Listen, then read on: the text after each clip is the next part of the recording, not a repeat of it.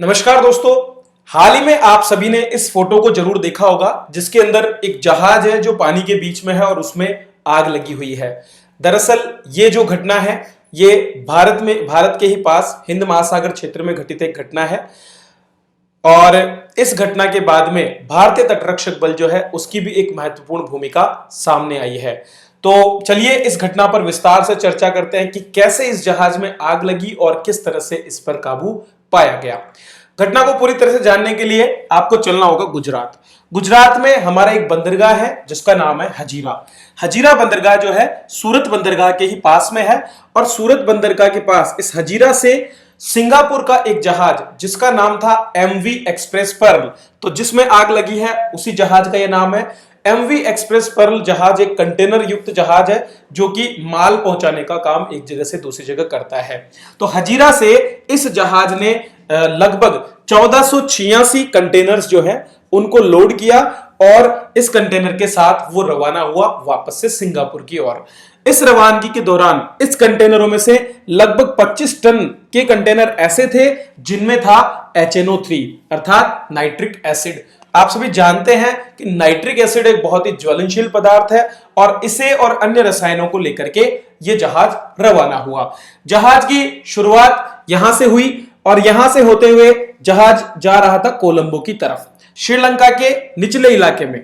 ठीक है, श्रीलंका के इस जगह पर कोलंबो है और जब ये कोलंबो से लगभग 9 समुद्री मील की दूरी पर था। समुद्री मील लगभग 1800 मीटर के करीब होता है। एक समुद्री मील बराबर ये शायद 1862 मीटर के एग्जैक्ट इक्वल होता है। तो इस दूरी पर जब ये जहाज था 9 समुद्री मील की दूरी पर, तभी चूंकि 15 मई की ये घटना है, 15 मई को ये रवाना हुआ और मौसम में अचानक खराबी आने की वजह से जहाज का संतुलन बिगड़ने लगा।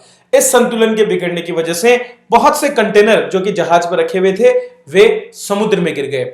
इसी दौरान जब 8 से 10 कंटेनर गिरे तो उनमें से एक कंटेनर जिसमें नाइट्रिक एसिड उपस्थित था उसमें विस्फोट हुआ और विस्फोट की वजह से पूरे के पूरे जहाज पर आग लग गई। जैसे ही जहाज पर आग लगी इसी के साथ चालक दल में भी अफरा तफरी मच गई। कुल मिलाकर 25 सदस्यों का यह चालक दल था जिसमें से 5 भारतीय नागरिक भी उपस्थित थे। सबसे नजदीकी चूंकि सिंगापुर था तो सिंगापुर द्वारा त्वरित रूप से यहां पर सहायता भेजी गई और सिंगापुर ने 5 टग बोट्स जो हैं उनको यहां पर स्थापित किया। इसके बाद तुरंत आग पर काबू पाया गया और ये जो फोटो आप देख रहे हैं ये सिंगापुर की ही वायुसेना द्वारा रिलीज की गई और इसमें एक जहाज भी आपको आग बुझाते दिख रहा होगा। तो भारत ने त्वरित प्रतिक्रिया करते हुए इस पर जो है अपने 2 जहाज भेजे जिनमें से एक है INS वज्र जो भारत का एक प्रमुख जहाज है इंडियन कोस्ट गार्ड का और दूसरा है INS वैभव। तो INS वज्र और INS वैभव दोनों को भारत द्वारा भेजा गया। क्यों भेजा इस पर मैं बात करूंगा। इसके अलावा भारत तैयार है अपने डॉर्नियर विमानों के साथ में, यदि जरूरत पड़ती है तो डॉर्नियर विमानों को भी भेजा जाएगा।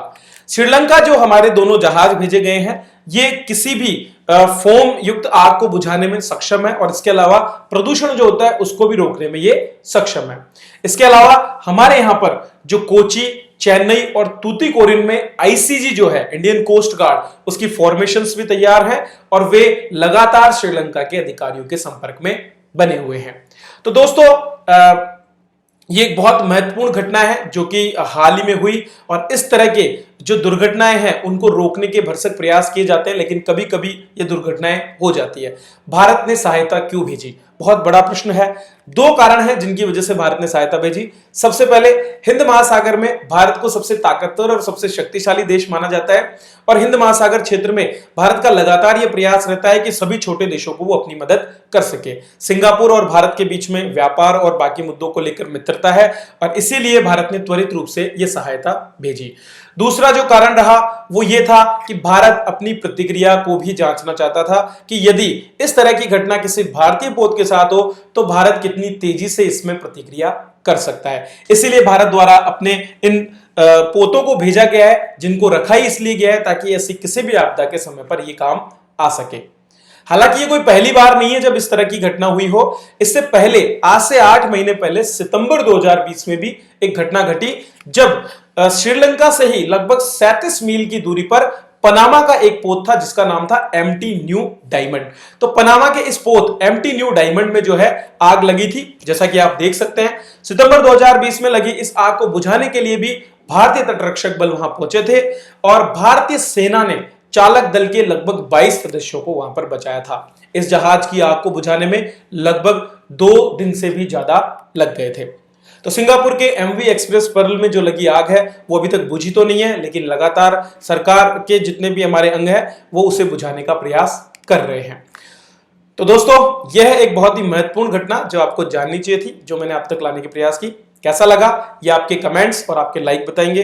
वीडियो को शेयर कीजिए और सब्सक्राइब कीजिए हमारे चैनल को। धन्यवाद।